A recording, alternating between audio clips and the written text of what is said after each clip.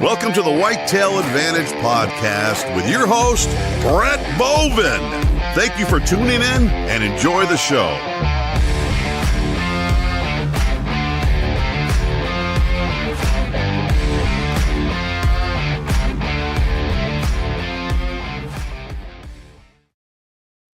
What is up, guys? It's Brett Bovin, and welcome to the motherfucking electronic campfire.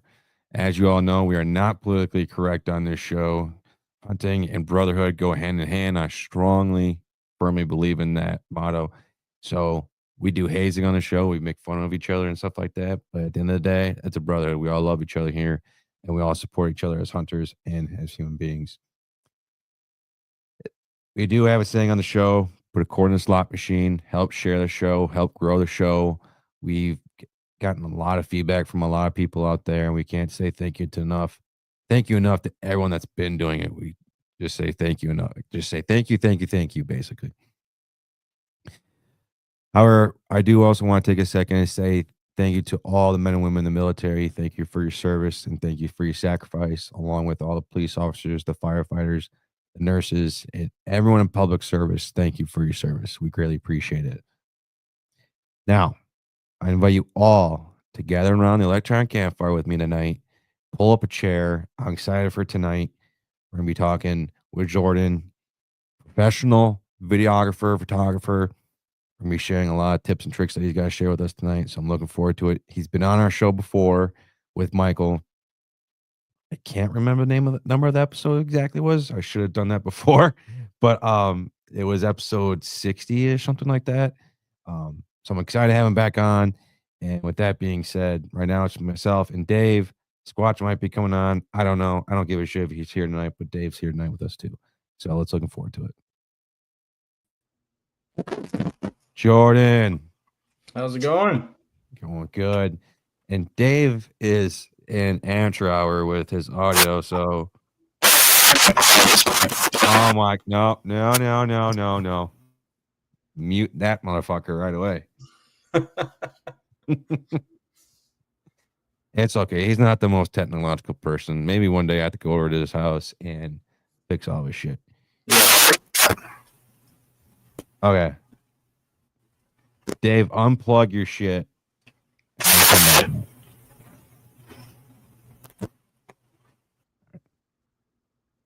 Anyway, all right. Maybe he'll fix it. Jordan, give us a little background about yourself, brother. So I'm currently a camera guy, videographer, whatever you want to call it, for a hunting TV show called The Given Right. I've been there for 4 years, and also do a little bit of waterfowl guiding at Wild Valley Outfitters up in Canada. Take my vacations to go hunt more and go up to Canada and shoot some ducks. But yeah, I'm actually, we talked about it a little bit, leaving in less than a week to go to Alaska on a backcountry caribou hunt. Going to be living in a tent for like 10, 12 days and living off MREs and the whole nine. That's awesome. I know a lot of people out there actually, we asked a question on the show, like what's like your dream hunt or your dream animal you want to go out and hunt. And some people, I want to say a lot of them, but majority of them may say caribou hunting out there in Alaska or just being out there in Alaska. And I think one of the reasons I fell in love with Alaska was the show The Last Frontier. Yeah. That was an amazing show just because of the scenery of everything involved with it. And I almost had a chance to go out there as an Alaska State Trooper because they were doing they still do their sign-on bonus, like come out to us and we'll sign you up and fly you out here and move you out here and stuff like that. Yeah. But I didn't want to be fighting penguins all my career, so I said, fuck it, I can't deal with the cold. Yeah. Yeah, I don't know if I could live out there, but I think we lucked out a little bit. I think it's going to be like 30s and 40s, which will be a good change in pace from 95 degrees here in North Carolina. So we'll see.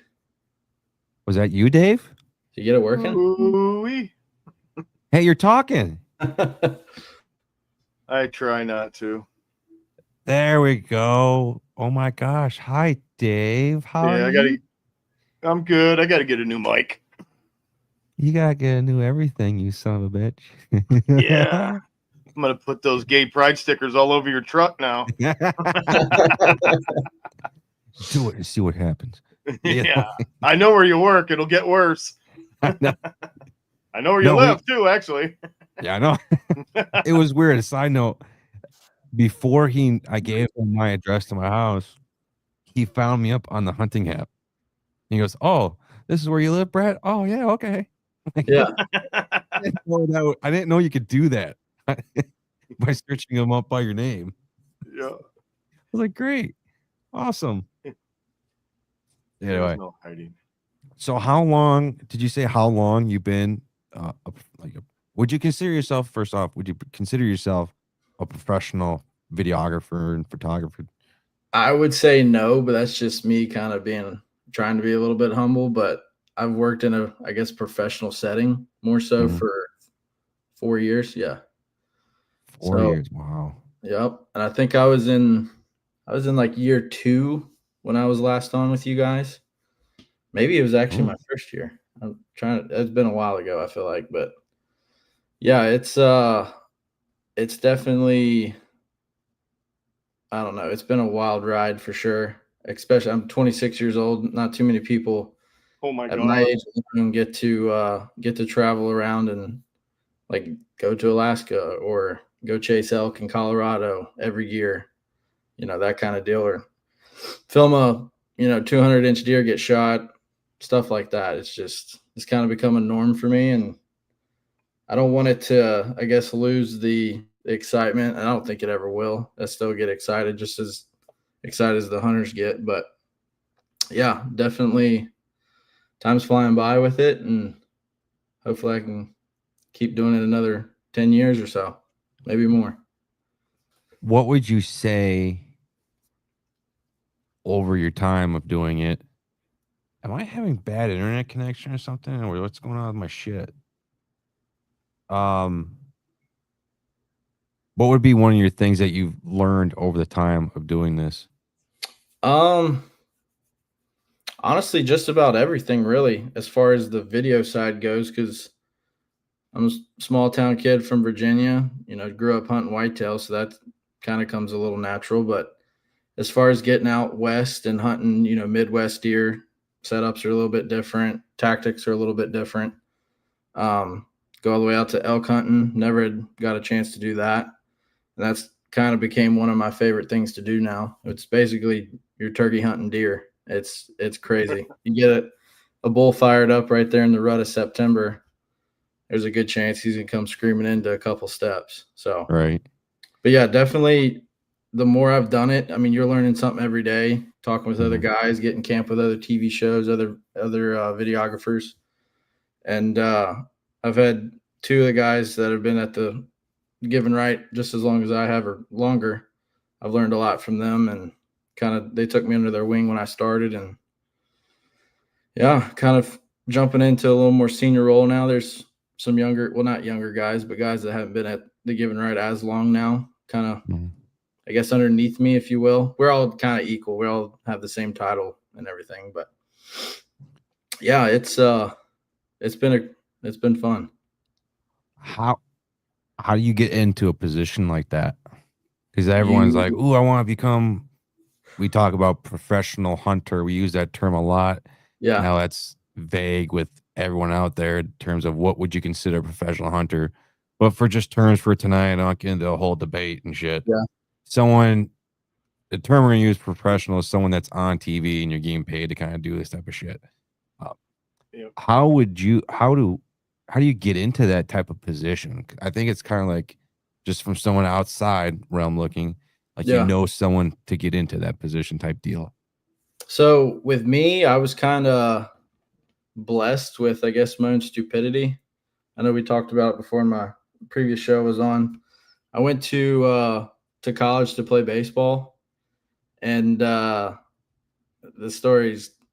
I just told this story to a buddy of mine the other day about it, but he was asking, how'd you get into that? So I was not a great student, and I was a decent baseball player. But when I went to college, baseball is in the spring. So, and that was before I really got into duck hunting too.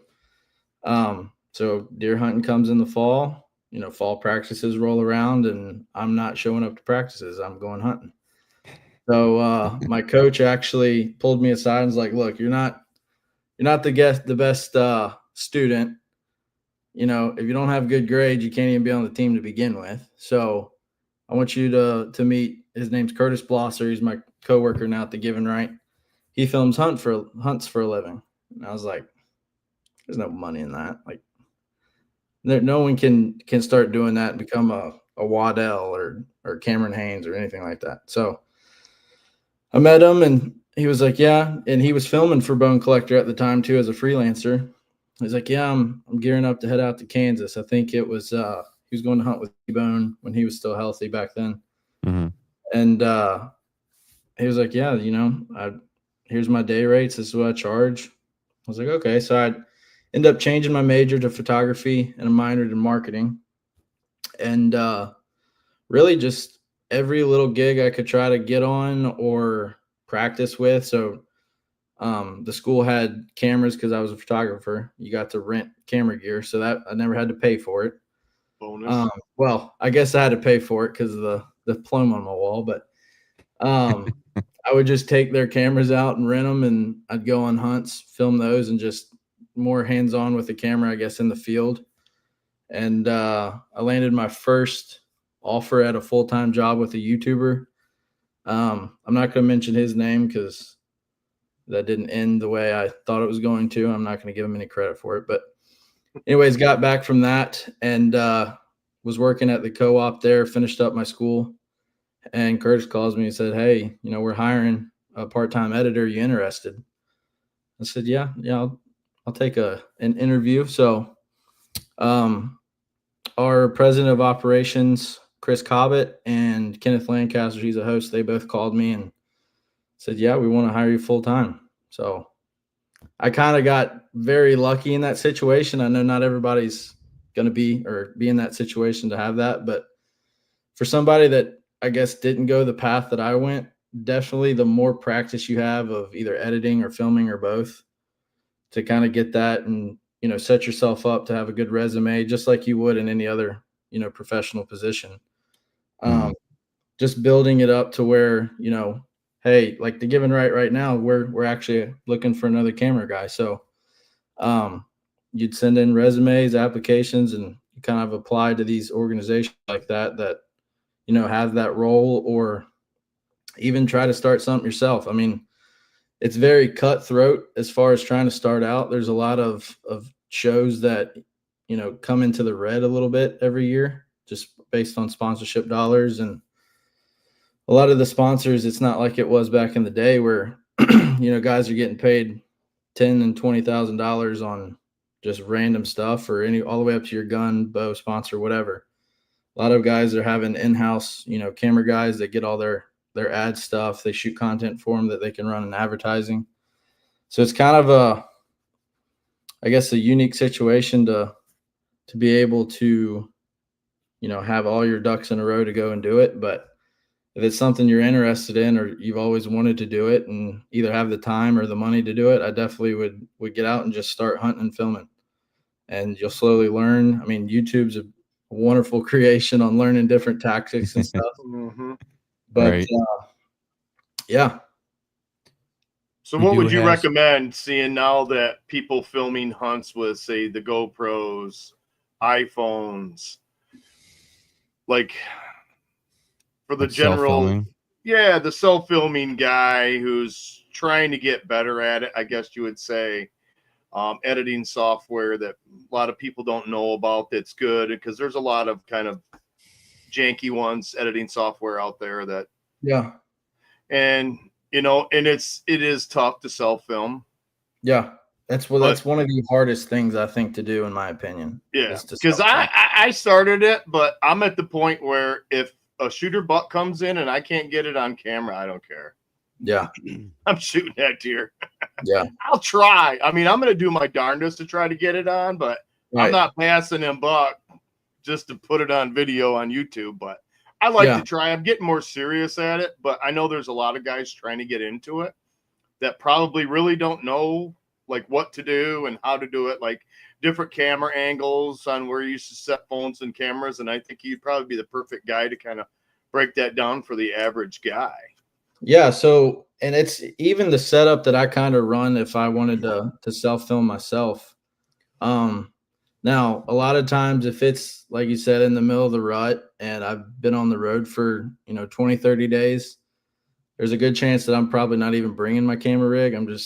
That's my relaxing time. But the more I do it, the more I feel naked. So I always usually have a camera with me. But always one of the easiest kind of setups I've had, and honestly, the first one I started with, Hawk, they make the tree stands and stuff. They came out with like a lightweight camera arm, and now kind of Fourth Air is kind of taking over that market a little bit. That's the camera arm I run. Just having a basic camera arm, it'll hold, you can have phone mounts for them. You can have, and they've got different grades and levels as far as if your camera weighs, 5 pounds, or if you're doing your phone, you can get away with a lighter one, that kind of deal. Right.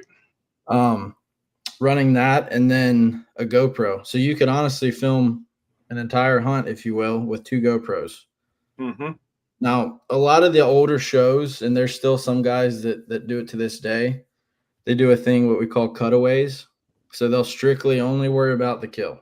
They don't worry about getting your bow off the hanger, filming that, anything like that. Then until they, shoot the animal, either miss or whatever, they'll go back and I don't like doing that or portraying it because you're ultimately just trying to tell a story. And the better you are at a storyteller, the more views you're going to get, the more, likes you're going to get, whatever your kind of goals are. So I try to just do everything live. You get your live reactions that way. One of my favorite things that some of my buddies make fun of, we have urban archery in September, and I always will film that because there's nothing like shooting a doe with your bow. I get more fired up about that than shooting a 180 deer. Don't ask Brett how that feeling is. Yeah. I get buck fever from a doe, but yeah, just having those, like I said, it's fairly inexpensive to do. Buy 2 GoPros, and Yep. a lot of guys want to get, the top of the line stuff. You really don't need it. I mean, if you're trying to just film hunts for memories or, show your buddies, hey, this is what I shot today, blah, blah, blah. Getting a GoPro 9, 10, you can find them on Amazon for a couple $100. And you can start there, or you can go all the way up to, the high-end stuff that we're running for the TV shows. The Canons and all that. Yeah. Yeah. We had a guy on the show named Wyatt, and he told me that one of the episodes that he shot was solely off of a GoPro. Mm-hmm. Well, he had I think he said he had 3 or 4 of them that he was using, and they were 8, 9, and 10, I think, or something like that. I don't think he had anything above a 10. And long story short, I watched the video that he said it was, and I said, why, if you didn't tell me that was shot by a GoPro, would have said that would have been a legit camera that you shot it with. I said the only thing that gave it away from watching it was the lighting. It happened at nighttime, but that's just because it's GoPros are action camera based type setup. So in that light to dark ratio type setup, whatever you want to say, and I had a hard time. So you could see it kind of flickering like you would back in the old days type of TVs. I mean, he said, yeah, that's just going to happen with that. And I said, yeah. I said, that's what kind of gave it away, was that right there. Yeah. But outside of everything else, I'm like, so you're right. You can shoot some pretty good content for videos and YouTube, like you said, just solely off of GoPros. And then heck, once he told me that, I was already looking at GoPros myself. I was like, I want to buy a couple more of these extra ones just for different angles and stuff like that. I ain't going to spend hundreds and thousands of dollars for a giant DSLR camera that you probably use out there. Yeah. First, I ain't got the money, and 2, I ain't getting paid to do this shit. So fuck it. I can do it off a GoPro and accomplish the same thing. Yeah. And it's a lot lighter. Exactly. And I think too, as far as even just say you wanted to start a YouTube channel, most of those, and I kind of see it more so towards your 13-year-olds all the way up to, 18 that might want to start that as their career. they can relate to those GoPros because it's either a birthday present or Christmas present they could ask for. And they can relate to you because if you're shooting off of those GoPros, they're like, yeah, I'm watching these guys do it. I can go do that. I can afford to save $300 to buy a GoPro. Now, some people, want to go all out right off the bat and save up, thousands of dollars to run what I'm running. But yeah, if I was going to start over, I would do that same route of, here's a GoPro, I'm going to start just filming content. All these social media platforms, I think Meta's still doing it. TikTok, which you can hardly post anything hunting related on TikTok. Yeah, it gets banned instantly almost. Yeah, exactly. They like for Meta Facebook, you can actually earn revenue on your views now. And I think that's been around for a while now, but you can earn revenue that way. Same with your YouTube if you get up to X amount of subs and all that. So you start getting more views that way. You can start, earning a little bit of money to upgrade and just keep going on that way. Like I said, it's a cutthroat way to do it. I definitely wouldn't quit my day job if I wasn't doing what I was doing. But yeah, it's definitely anybody can really do it. You just got to either set your mind to it and save up a little cash to do it. And practice. So Jordan, honestly, year I've been wanting to do it just of like. Oh, I'm sorry, Squatch. Go ahead. Let me just finish this, and then you can go. Yeah. I want to be kind of known as the guy. Oh, that Brett Bovin from Whitetail Advantage. That's all he shoots is from GoPros. That's like our thing. Like I bought 2 right now. I'm saving up to buy 2 more. Yeah, just because of that. Yeah, and I'm kind of to the point now that I really don't care what other people think. I'm gonna still film the way I want to, how I want to, because I think it looks cool. Maybe my buddies and a handful of people that follow me think it's cool. There's always going to be haters out there, even at the TV level. Me and our host of the Given Right, Kenneth, we just did a show here in Virginia. It was like our outdoor, show, whatever you want to call it, banquet thing. And we were talking about a reel we just posted from an elk like 2 or 3 years ago that he was at like 30, 35 yards quartering away. When he shot, elk ducks a little bit. He tucks it in there, runs it kind of on the back rib, runs it all the way through his vitals. And everybody's like, oh, it's a gut shot. It's a gut shot. And the elk ran 40 yards and died. So everybody's going to have their keyboard warrior moment of you're not doing this right. You're not filming this right. Oh, you're blah, blah, blah. And I got to the point where I was like, I don't really care. Right. I get to live a lifelong dream of mine to be able to do this, and you're stuck behind a cubicle in a cubicle. So be it. Right. Or in your parents' basement, more than likely. Yeah. Just do one favor for me, Jordan, and then I know Squatch is butting at the bit. Let me just say this. Tell the guys that you're filming, and I hated watching because when I had TV, I still have it, but I stream stuff now, like the Outdoor Channel and stuff like that. Yeah. You hear these people bring so soft into the microphone. First off, deer can only hear as far as you and I can hear, so you can talk softly normally so I can hear you. And 2, you have a fucking microphone right there. Yep. So like bring it closer or something. So honestly, what I need to do is yell at some of the other camera guys because that's an audio issue. I'm like, come on.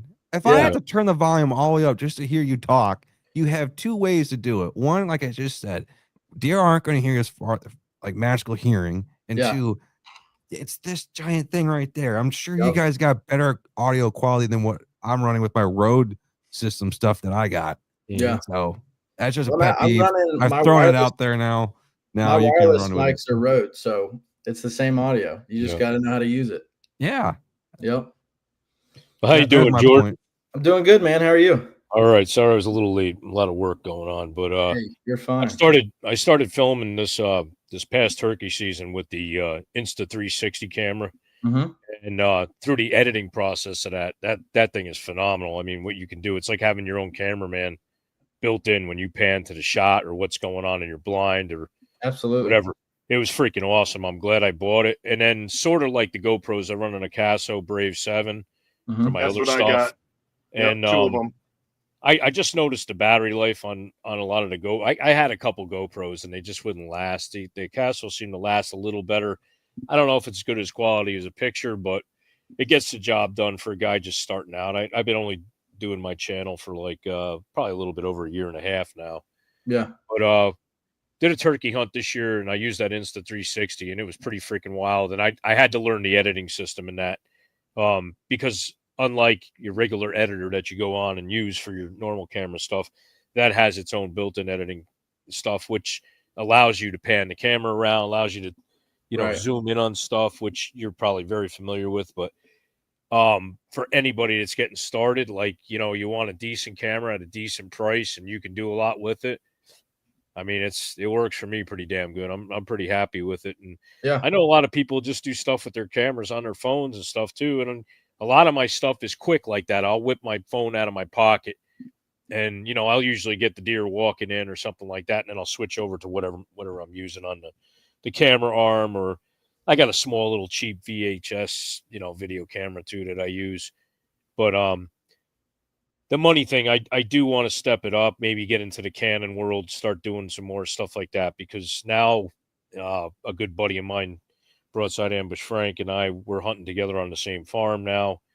We turkey hunted last year, so there's going to be opportunities. One of us is going to tag out sooner than the other one. Probably Frank, not me. But if that does happen, one of us is going to film each other and try to really get some decent stuff, quality stuff. But I will tell you guys this, and then, we've all said it before, I'm a hunter first. Yeah. If I got to draw back and I ain't got time to hit play, oh, well, you'll find out what I hit when it's dead. Yep.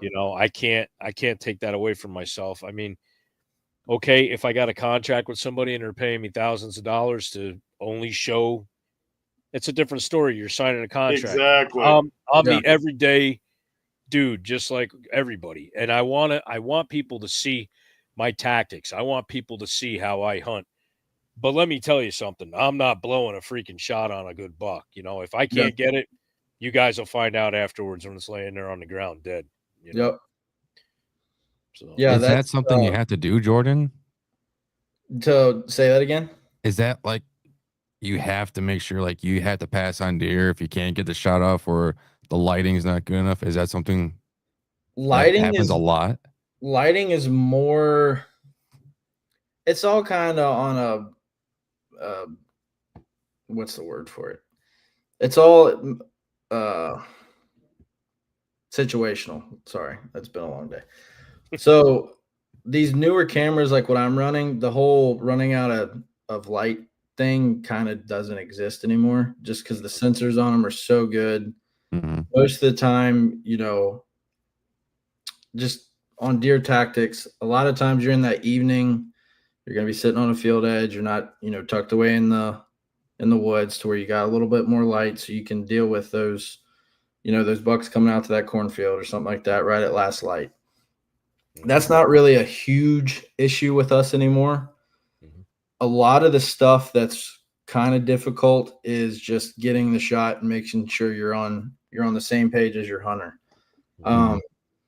A lot of, like, if we're in a tree stand, a lot of times I'll have a headphone in, an earbud, so I can hear him talking, but he can't always hear me. Mm-hmm. So there's exactly. So there's times that, that deer's screaming behind a doe and he's trying to stop him, but I haven't even got a chance to turn around yet because he was standing there behind me, had me pegged and I couldn't get anything running.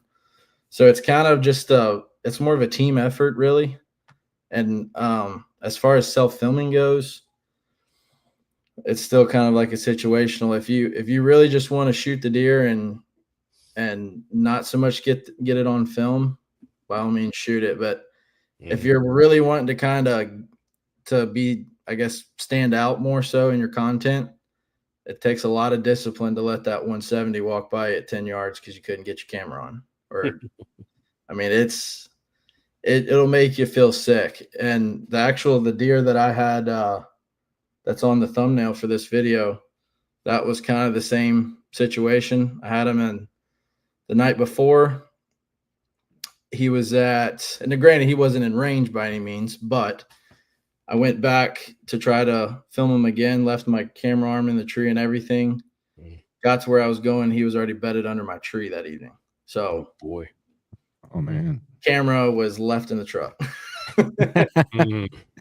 But yeah, it's all really what your goals are, I guess, behind it. Situational as well. If you want to get better as a videographer, I definitely would say that being a little more disciplined with that. And I know, like you said, we're all hunters. We just want to, harvest that animal because we got close to it. But it feels that much better when you might have let that deer walk just because you didn't have them on camera. There's different tactics to get around that as well that I've kind of picked up on. And even hunting with those GoPros, it definitely would help you just because they're more of a wide angle camera. Kind of picking out, for instance, if you're going to shoot a deer out of a tree stand, it all starts when you're starting to figure out and pattern your deer a little bit, get your stands hung, pick out your bow length if you're going to be bow hunting. And it all comes down to that moment. You just pick out the spot he's going to be.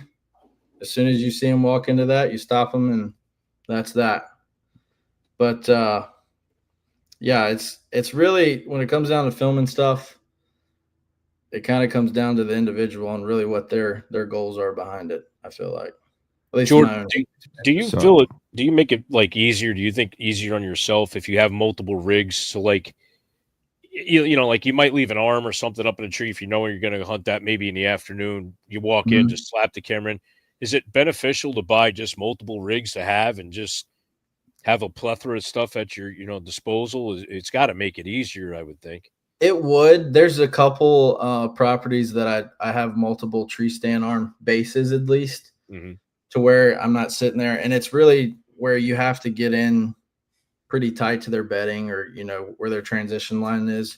Right. Where you don't want to be making a lot of noise, and that ratchet strap, it'll echo and y'all know this. Yeah. So having those bases already set up to where you can slip in, throw that camera arm in it, and you're ready to go in 3 or 4 minutes.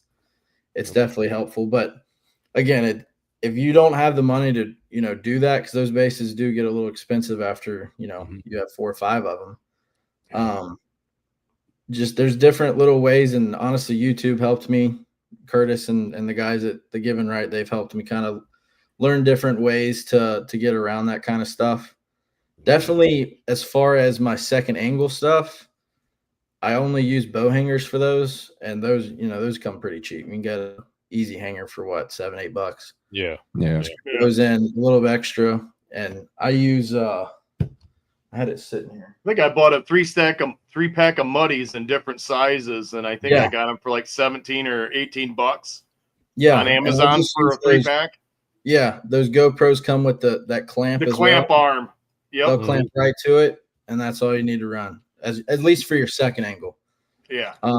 Because I always like to run one high. Yeah. And that would be good too for like that 360 camera you're talking about. Having that above you, that makes for good angles as well. I was thinking about taking the 360, having it remote, but have it down on the trail where the deer is going to come through so I could get the kill shot. Yeah.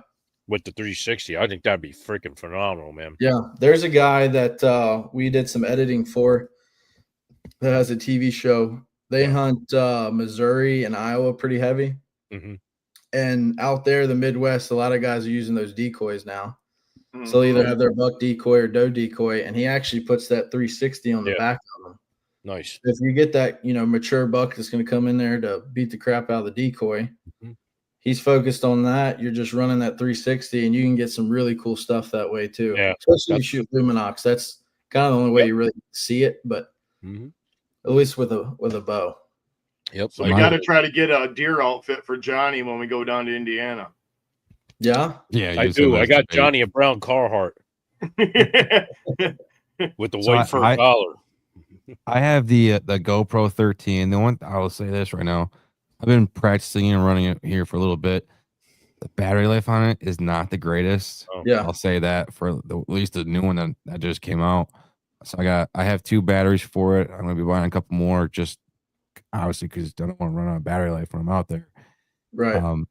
But I have that one, and along with the small one, they call it the 4K Hero type thing. The little cube almost. Yeah, it's like this little big. It was like $150. Yeah. And so this is my thought process. I used the GoPro 13 as like my interview camera, like you'd have like facing like right there. And then my plan is to kind of like mess around with that Hero one, that small one, on different like angles for a second angle type deal and stuff like that. Absolutely. Because it's small and lightweight, and all I have to do is, the only bad thing about it, it's not remote. So I have to have somewhere close where I can at least turn out the record button. Yeah. And another thing that I have is I bought a lot of painted arrow stuff actually. And one of them is to put on my stabilizer.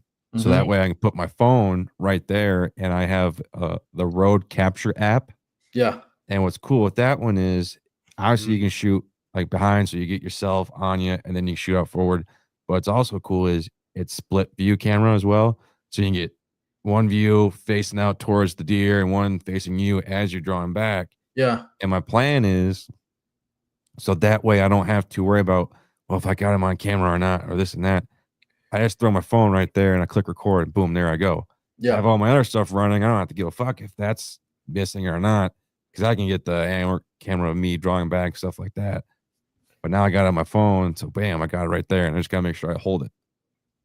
Yeah. That's my thought process. Dave, did Brett tell you he's got the GoPro mount for his headboard? You're so funny. Oh, because he sleeps in. This way you can see the minutes when Brett wakes up and gets out of bed and starts reading his text that we all shot deer. That we all shot deer, and he's just waking up. Yeah. I'm just catching the shut eye. Yeah. Hey, they come out in the afternoon too sometimes, right? Yeah, they do. Yeah. I've shot big deer out in the afternoon too. Yeah, so 12:30 to 2:30. You don't have to just be hunting in the mornings. Yeah. What? Dang it! There's a question I just lost. You guys are dicks. Dang it! Takes one to know one, bro. Yeah, I am a pretty big dick with a big dick. I'll say that. I wasn't gonna go there. Oh man. Oh boy.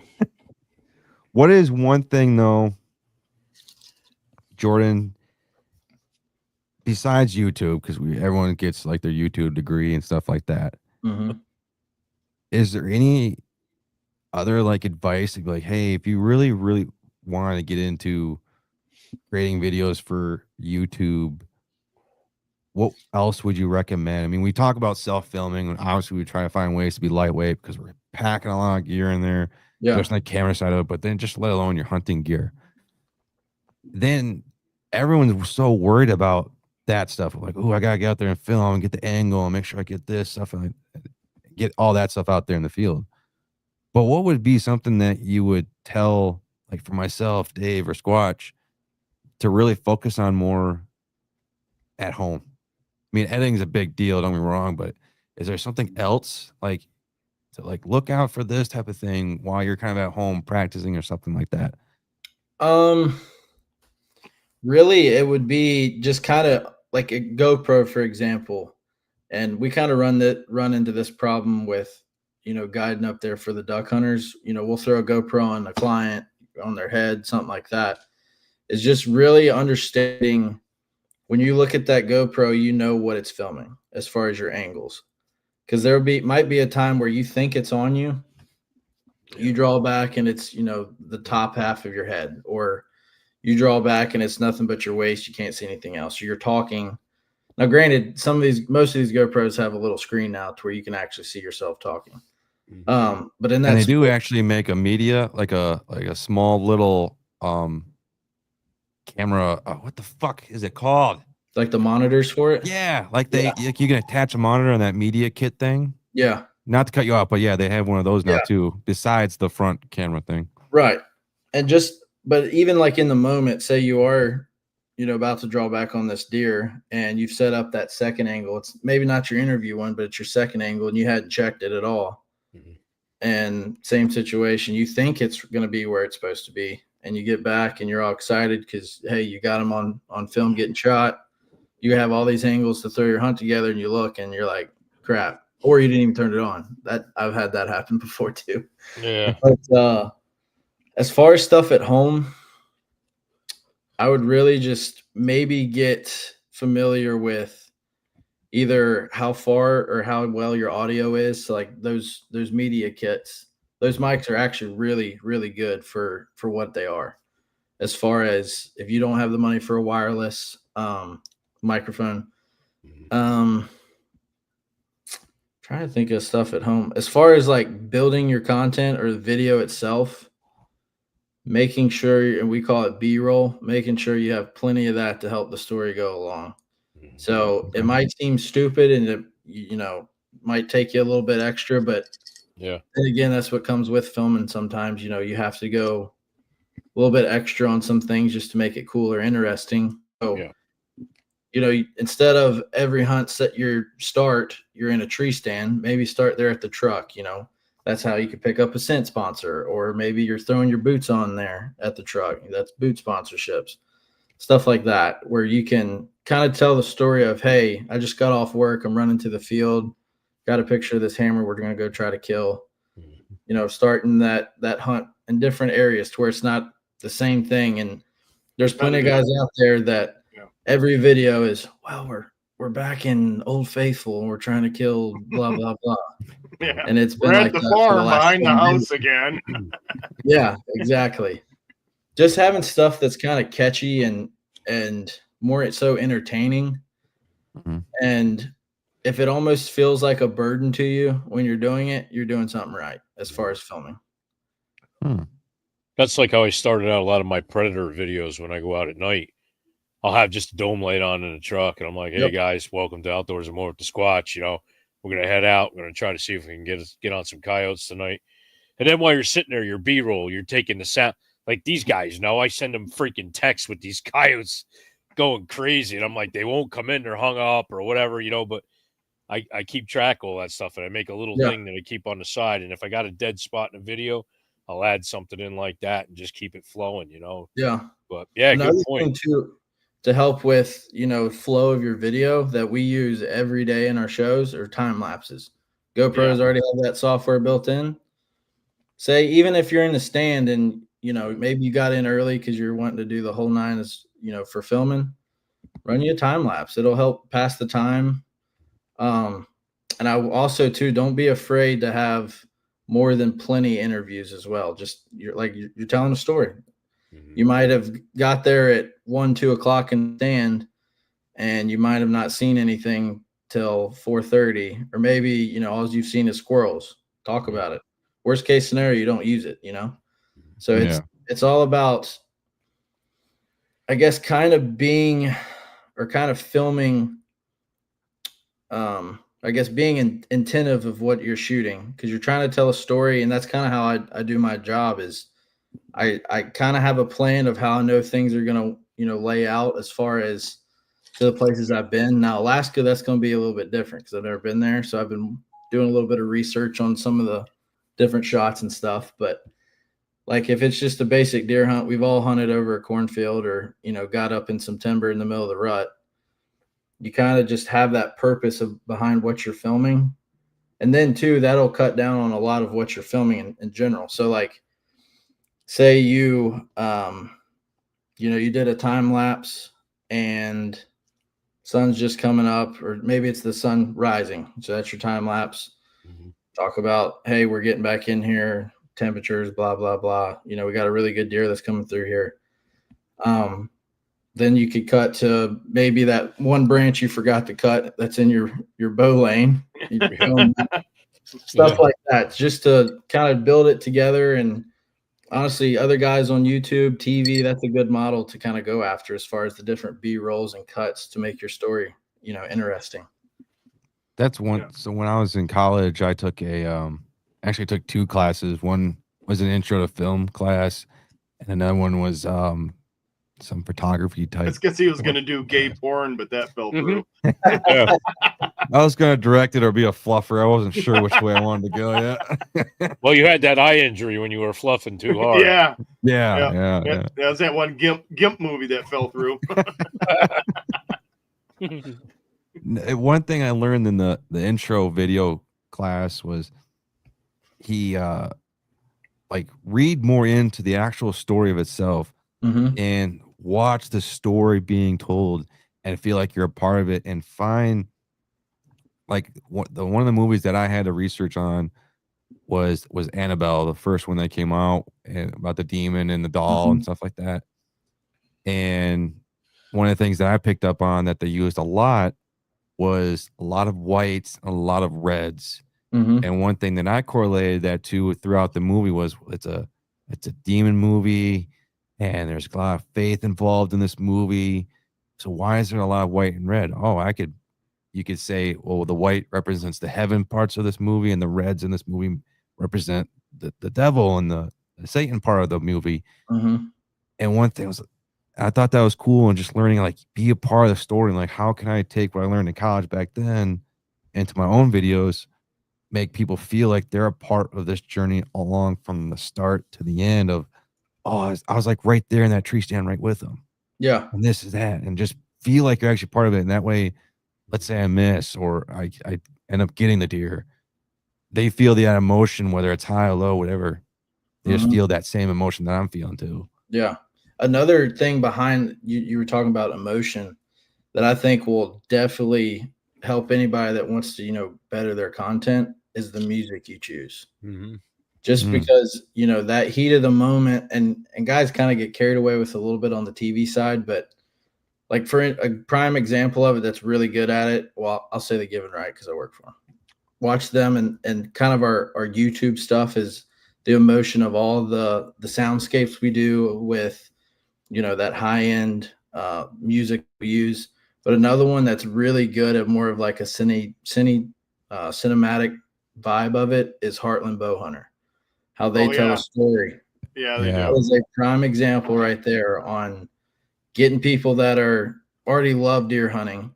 But then again, like you're saying, you feel like you're there with them because you're riding the emotional roller coaster with them, whether they miss that deer, shoot that deer, just because the music is helping, carry that emotion as well.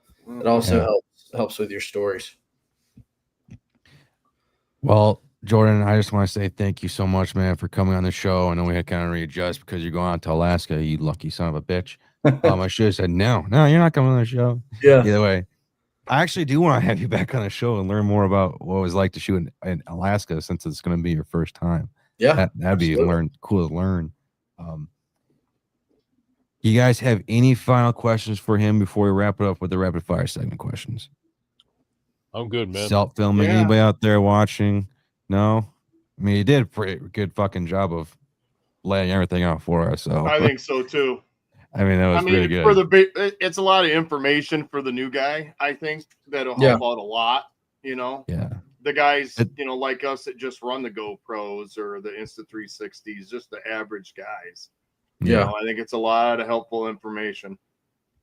And one thing, at least just from learning from you, you can do a lot of stuff. I mean, I have the iPhone 13, I think. You can do a lot of stuff with just an iPhone.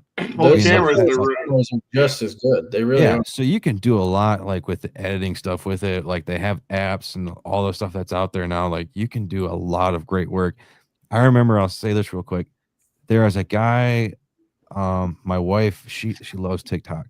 She saw this guy on TikTok, and a lot of his videos and reels and photos was solely done off of an iPhone. Not off of no DSLR camera or anything like that. All done from an iPhone. So I think a lot of things you should at least start off with just practicing with your iPhone and talking in front of a camera. I don't think you mentioned that. That's a hard thing. I think a lot of people don't. It's hard to do. I mean, don't get me wrong. When we first started doing these live shows, I was nervous. Like, I'm in front of a camera and this and that. Now I'm at the point I don't give a fuck. Now we can't get him to shut up. Oh shit, squash is the word. No, I think Johnny is. No. But I think talking in front of a camera itself and knowing what to say and saying with a purpose. Can you touch on that real quick, Jordan? Yeah. And I'm no, professional on that side of it because I'm usually behind the camera. But as far as that goes, ultimately, like you said, you're telling a story. don't be afraid to say the same things over and over and over to where, well, I got jumbled up on my words. Just stop, take a breath, either pick up where you left off, because that's the beautiful thing about editing. You can make it look like you did it in one take. But don't be afraid to do it a couple times to get used to it. And my girlfriend can contest this. I tend to talk to myself sometimes. It's just like you're talking to yourself. You're just holding the camera and you're looking at it. It's not like you're standing in front of, 50,000 people, because that'd be a different story. But don't be afraid to mess up, because there's guys that I still film today. I'm not going to name them on the Given Right. They will get jumbled up on their words. I'll look at them like, dude, come on. And then I'll start filming them again. But even the guys you see on TV, they mess up. It's just reality. We're human. Yeah. But I like seeing those bloopers though at the end of a video.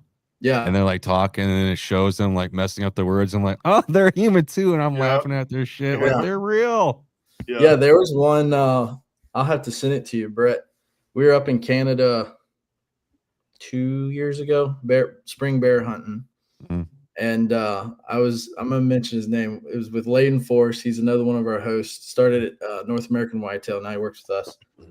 And we were trying to do, it's kind of slow. We're trying to do, just some talking points on some of the gear we had, just to kind of beat time. I mean, you sit up there in a stand, spring bear, depending on how far north you are, you might be there till 10, 11 o'clock because you still got shooting light.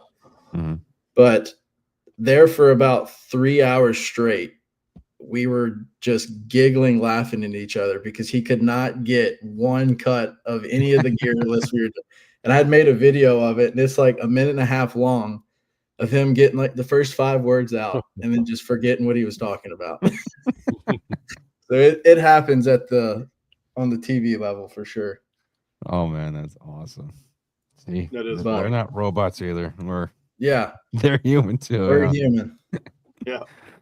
Well, Jordan, thank you for taking time before your trip to come on the show. We greatly appreciate it, man. Yeah, man. No problem. Got about 4 rapid fire questions for you, okay? And then we'll let you go. All right. Sounds good. What animal is on your bucket list to hunt? That I've already filmed, or that just to shoot myself? Yep, you haven't done it yet. You haven't done it yet? Elk hunting. I haven't drew a tag yet, but that is on my top right now. Cool. What is the top state you want to hunt? I guess Alaska, just because I've seen it on TV. I've been blessed to go and hunt in 30 some odd states now, so they all kind of gel together as far as either elk or whitetail or turkey. I'd either hunt Alaska or give me like Kansas peak rut. Oh yeah. I would love Kansas or Iowa. Yeah. Yeah. And I was even talking to a guy that, we just met, that he's in the Army station kind of near where we hunt in Kansas. And on some of the public, he was showing me pictures there. And I mean, they're like over 220-inch deer. I mean, just absolute freaks on public. And it's one place that, now granted, you're going to have to be able to draw it, but it's definitely up there for sure. Yeah. I love and hate you, Kansas, all at the same time now. I know. I'm actually hoping I get my tag for Idaho this year. Is that for whitetail or for elk? Elk. Yeah. Yeah, down with the man, the Twilight Hunter himself. All right. Over at his place. We'll see. It's in December. You got to apply. Yeah. But he's going to let me stay at his place. Basically, the mountains where all the elk and muleys are right behind his house. That's perfect. That's what I said. We don't have to walk far because I'm not that kind of shape. Yeah. No, he's an old fuck, so he brings his crutches out there too. Fuck, dude, I'm gonna have an electric wheelchair with off-road ATV tires on it. There you go. If you could pick anybody to go on a hunting trip with or share a campfire with one time, who would that person be?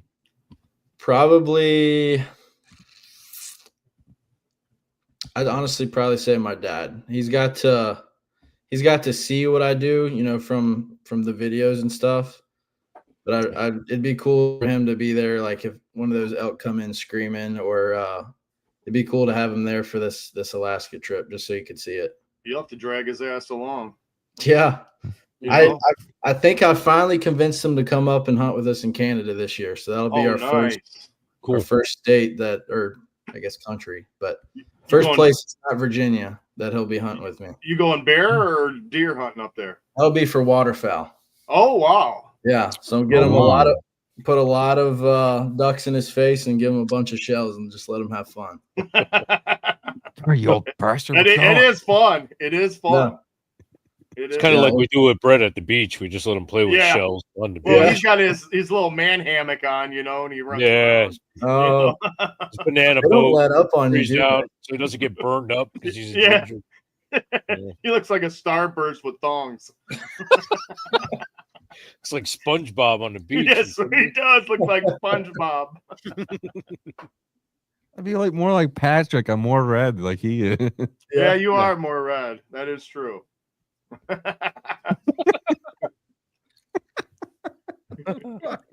They don't let up on you, do they? No. Nope. That's what friends are for, right? If you ever get bored while you're in a show, jump on our group chat. You'll really like it. Oh yeah. It starts about 5:36 every morning and ends about 8-9 o'clock every night. And about every 30 seconds, there's some Brit abuse going on in that group chat. Let me tell you what. Yep. Some real cool memes going on, and yeah. Yep. Like ChatGPT drawing stuff. It's really fun. Yeah, ChatGPT's become an interesting tool to get after some of your buddies for sure. Oh yeah. Definitely is. Yeah. I'll say this: you should see the one photo that we did with Dave. Or I think Johnny did it with Dave when he was shooting at the 3D target. I'll have to show it to you, Jordan, because it was funny as shit. Yeah. I'll say this: we were in the middle of court, and they're giving their speeches and shit like that. I looked at my phone, dead serious. I fucking laughed my ass off, and even the judge went like this, like looked at you. I'm sorry. Yeah. Last question. What do we need to do to improve the hunting community? Just be nice to each other. We're going back to the keyboard warriors. Yeah. If it makes you happy, and if you're a grown man and you want to shoot a spike to fill your freezer, do it. I don't care what. Like, granted, there's a management side behind that, obviously, but it doesn't matter if you want to fill your freezers with a bunch of does and you want to, tag your one deer you get every year and it's a spike or a 6-point. If you're doing it for the right reasons, who cares? That's one thing that's kind of been driving me nuts a little bit more is the hate behind, anything related to hunting more so of you're not doing this right. I know the big topic the last couple of years is, your saddle public land hunters. How that's the ultimate way to hunt. Don't hunt. It's the only way. It's the only way to hunt. And if you're not doing it, you suck. Yeah. And even with turkey hunting, you could go down the list with that. It's just if it makes you happy and you love, legally, if you love to do it, then who cares? Just have fun. Right. Yeah, Squatch and Dave, be nice, motherfucker. Yeah. Dude, that is nice. If you I was just gonna say, I thought we were being pretty easy. Jesus. Man, you're only like on a 4 level, man. If I bring it up to like 10, you're gonna cry. Yeah. We're gonna be off the show. Yeah. No, but you're right though. It just seems like ever since saddle hunting, it started off years ago, but it just seems like it ramped up probably about a handful of years ago later. And it just seems like, well, if you're not saddle hunting, you're not a hunter and all this other shit. I'm like, I love my permanent 360 stand. I love sitting in my ladder stand. I have a buddy that's all he hunts out of his ladder stand because he loves it. He loves his crap and matter. I'm like, good for you, dude. Yeah. This is my first year saddle hunting only because I want the chance to be able to move around. Yeah. We can have a whole discussion about that, but I'm just going to say, we pressured him. Well, I just like it because it's another tool in my toolbox, my hunting toolbox that I have. We told him you got to get in one. Yeah. Just shut the fuck up. Go being a pussy. Yeah, stop being a little fucking ginger. Yeah, a little gingerbread girl. Okay, now he's getting upset. Leave me alone. Stop it. I haven't had my tippy cow in a while. I Sit down with Joel. I know. I'm feeling a little sensitive. They've opened the doors on you now. Dave and Squatch, I don't give a shit that you're here tonight. Jordan, I thank you for coming on the show, though. I greatly appreciate it. These two fuckheads can go fuck off. There's the fuck off road. Go on down, team. Fuck you. I can't leave. You pay me. Yeah, I know. With smiles. Yeah, I was going to say, you haven't got a check either, have you? Nah, I'm still waiting. Yeah. Dave, how can people reach out to you, man, and follow you along your journey? I'm on Instagram, YouTube, and Facebook under PSE Mobile Hunter, and is the Whitetail Advantage on Tuesdays. Squatch, how about you? You guys know the deal, man. I say it once a week, Saturday or Sundays and Tuesdays here on the old Whitetail Advantage. I'm also on Boondocks with Frankie and Mike, and you can catch me on Instagram and the Outdoors and More with the Squatch on the YouTube channel. Oh, don't forget grinding with the Squatch on your grinder. Don't forget. Actually, it's Frank and broadside name is Frank and Squatch. We got our own OnlyFans page. Well, you keep looking down and like you're petting something. Is Johnny at your house and doing something good for you? And are you petting his head? Oh, my dog's here. Oh, because I heard it's the same thing, isn't it? Well, the dog listens. Johnny don't. That's true. Johnny's a biter. Johnny's more fun to hit, though. Yeah, he is. I couldn't. I feel bad when I hit the dog if I got to, but yeah, Johnny, yeah. I Jordan, blast Johnny. Jordan, how can people follow along your journey, man? You can follow me on Instagram. I got it, I think, linked underneath my name there. Yep. You might see my face every once in a while on the Given Right, and then Hunt Wild Films. That's kind of our waterfowl stuff for the outfitter at Wild Valley Outfitters. Anywhere on those three, I'm usually around either filming or might catch my face in front of the camera every once in a while. Okay. But cool. Yeah. Well, again, Jordan, thank you so much, man, for coming on the show, and good luck out there in Alaska. Thanks, man. I appreciate it. Dickhead. I want to go hunt in Alaska. I want to go bad. I'll send some pictures. Yeah, there you go. Yeah, definitely. Yeah, at least, we'll get that. Yeah. Yeah. Have a great rest of your night, guys. See ya. Oh, man. Again, Jordan, thank you so much, man, for getting on the show. It teetered off a lot there towards the end, but that's what's typical with our show. Anyways, that's going to conclude an episode of the Whitetail Advantage Podcast. I want to say thank you to everyone that's tuned in to tonight's Electronic Campfire show tonight. If this show made you laugh, made you think, please hit that like and subscribe button. If you listen to this on the audio version, please hit that 5-star rating. And any way you can, give us your feedback on the shows, what you like, don't like. Let us know how you feel.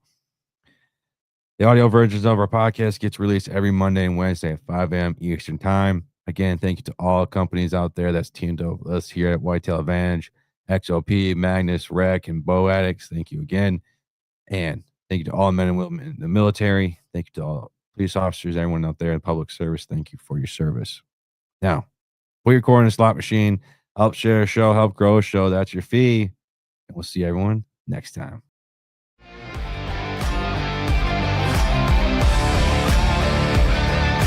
Thank you for tuning in to another episode of the Whitetail Advantage Podcast.